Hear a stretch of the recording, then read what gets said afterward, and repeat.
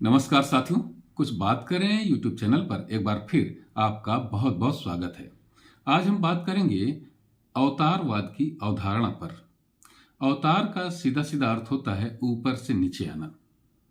सनातन धर्मों में अवतार का यह भी अर्थ होता है कि ईश्वर जब मनुष्य रूप में जन्म लेकर के पृथ्वी पर आते हैं तो हम कहते हैं कि ईश्वर का अवतार है, ये ईश्वर का अवतार हुआ है।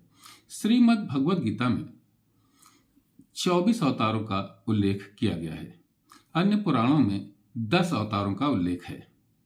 जन सामान्य में और विद्वान लोग भी 10 अवतारों की ही चर्चा अधिक करते हैं। उन 10 अवतारों में से नाम इस तरीके से हैं: मत्स्य अवतार, कच्छप अवतार, वाराह अवतार, नृसिंह अवतार, वामन अवतार, परशुराम अवतार, श्री राम अवतार, श्री कृष्ण अवतार, श्री बुद्ध अवतार और एक अवतार जो अभी होना है वह है श्री कल्कि भगवान का अवतार।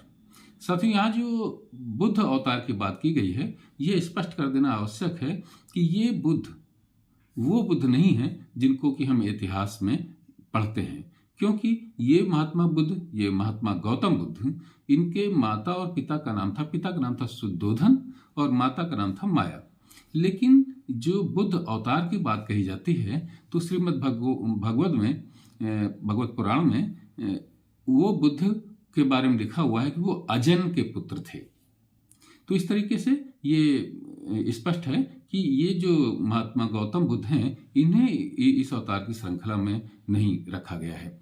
तो साथियों, अब बात यह है कि जो अवतारवाद के आलोचक हैं, सनातन धर्म के इस अवतारवाद के जो आलोचक हैं, वो कहते हैं कि अवतारवाद की अवधारणा पर विश्वास करने वाला व्यक्ति अकर्मण्य हो जाता है, वो कुछ करना नहीं चाहता, क्योंकि उसकी ये सोच होती है कि जब भगवान अवतार लेंगे तब इस दुनिया में सब कुछ सही हो जाएगा, अनाचार, अत्याचार, भ्रष्टाचार ये सब मिट जाएगा। तो वो अवतार का इंतजार करता रहता है और स्वयं कुछ नहीं करता। साथियों, ये बात, ये आरोप सनातन धर्म के आरोपियों पर और अवतारवाद के विश्वासियों पर ये मिथ्या आरोप है। क्योंकि आप बताइए, श्री राम को अवतारी पुरुष माना जाता है, भगवान मानते हैं हम सब, और श्री राम के अनुयायी कौन कहेगा कि वो अकर्मण्य होते हैं? श्री कृष्ण को हम संपूर्ण ईश्वर मानते हैं, कौन कहेगा कि श्री कृष्ण के जो अनुयायी हैं वो कर्महीन हैं, अकर्मण्य हैं, कर्म नहीं करते? श्री कृष्ण ने तो उपदेश ही मूलतः कर्म का दिया है। श्रीमद् भगवद गीता एक कर्म का ही उपदेश है। भारतवर्ष में जितने भी विद्वान हुए हैं, सबने गीता का उल्लेख अपने अपने साहित्य में किया है। जितने महापुरुष हुए हैं, सब गीता के अनुसार ही आचरण करते रहे हैं कर्म का। तो साथियों, ये आरोप पूरी तरीके से मिथ्या साबित होता है कि अवतारवाद के पर विश्वास रखने वाले लोग अकर्मण्य होते हैं। दूसरी बात यह है कि अवतारवाद के विरोधी ये प्रश्न भी उठाते हैं कि वास्तव में अवतार होता है कि नहीं होता है, क्योंकि ईश्वर तो एक है। तो साथियों, मेरा इस बारे में कहना यह रहता है कि जो ईश्वर संपूर्ण सृष्टि का सृजन कर सकता है, इस पूरी दुनिया को बना सकता है, मनुष्य, पशु, पक्षी, वनस्पति, इन सबको बना सकता है, आवश्यकता पड़ने पर वो स्वयं धरती पर क्यों नहीं आ सकता?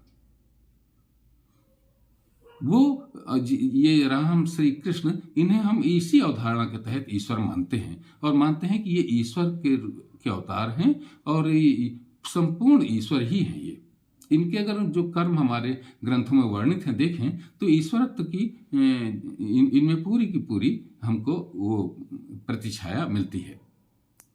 तो जो ईश्वर संपूर्ण सृष्टि का निर्माण कर सकता है, वो अपने स्वरूप का भी निर्माण कर सकता है, मनुष्य रूप लेकर धरती पर आ सकता है, जन कल्याण करता है। श्री कृष्ण को हम ईश्वर मानते हैं और गीता में उन्होंने लिखा भी है कि जब जब इस धरती पर धर्म की हानि होती है तब तक मैं आता हूं। तो इसका मतलब ये नहीं है कि मैं श्री कृष्ण ने कहा कि जब जब धरती पर धर्म की हानि होती तब तक मैं आता हूं। इसका मतलब ये नहीं कि सब कुछ वही करेंगे। आपने तो देखा कि श्री कृष्ण ने जन सामान्य के द्वारा ही सब कुछ करवाया। तो साथियों, इस बात से हमें इस बात को साबित होता है कि अवतार होते हैं, ईश्वर अवतार लेकर के धरती पर आते हैं। तो साथियों, आज की चर्चा में बस इतना ही। कल किसी और मुद्दे पर आपसे बात करूंगा। आपने अगर मेरे इस चैनल को सब्सक्राइब नहीं किया है तो कृपया सब्सक्राइब करें, और आपको अगर ये वीडियो पसंद आया तो इसे लाइक करें और अपनी टिप्पणियों से हमें जरूर अवगत कराएं।